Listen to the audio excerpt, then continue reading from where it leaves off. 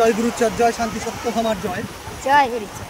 আসলে বিষয়টা এই জায়গাটা হচ্ছে গঙ্গাসাগর, যেটাকে আমরা কপিল মুনির আশ্রম বলি।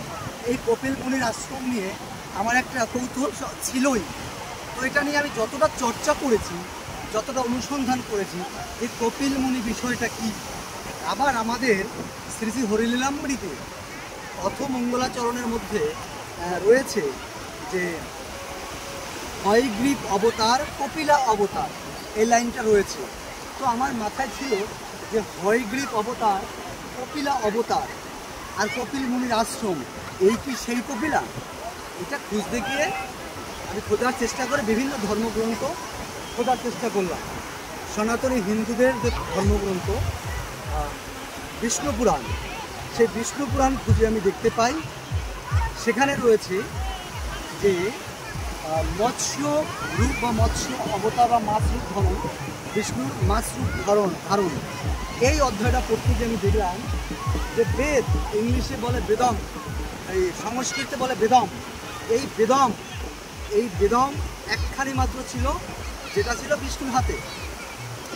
তো বিষ্ণু এটা পড়ে যারা দেবতাদের মধ্যে কোনো ঝামেলা হয়, সমস্যা হয়, সেটাকে ওই বেদ পড়ে তিনি সমাধান করেন।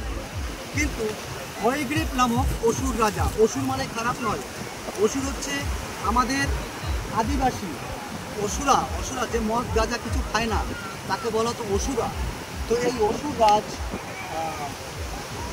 হয়গ্রীব তিনি চিন্তা করলেন যে ওই একখানি বেদ, ওই বেদের মধ্যে কি আছে আমি পড়ব। এইটা পড়ার উদ্দেশ্য নিয়ে ওই বেদ পড়ার জন্য কি করলেন, বেদ তো বিষ্ণুর হাতে কি করে আনবে।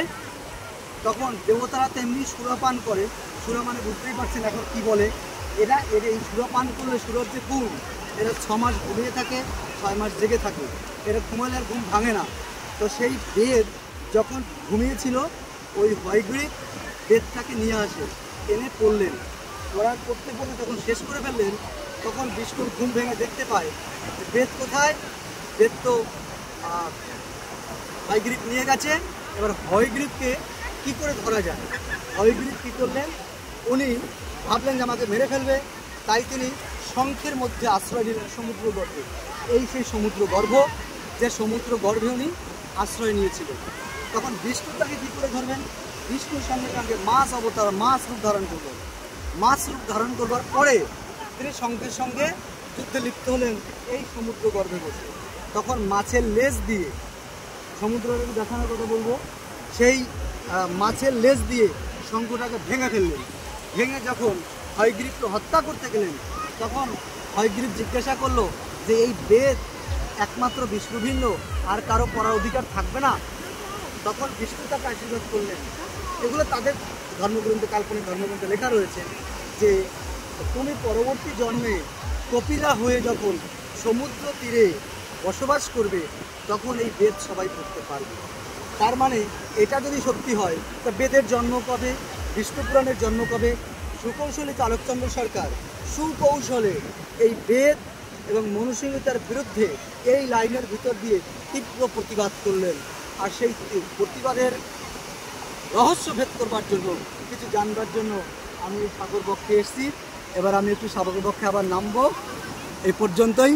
জয় হরিচাঁদ, জয় গুরু।